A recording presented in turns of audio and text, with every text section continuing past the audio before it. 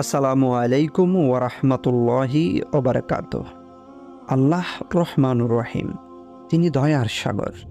বান্দার এক বিন্দু অনুশোচনার অশ্রু তিনি সহ্য করতে পারেন না, তাই এক ফোঁটা অশ্রু দিয়েই তিনি বান্দার গুনাহ ধুয়ে মুছে সাফ করে দেন। তো কিভাবে বান্দার গুনাহ ধুয়ে মুছে সাফ করেন জানতে চাইলে ভিডিওটিতে একটি লাইক এবং চ্যানেলটিকে সাবস্ক্রাইব করে দিন। বান্দার জন্য ওয়াজিব হয়ে থাকা জাহান্নামকে তার জন্য চিরতরে হারাম করে দেন।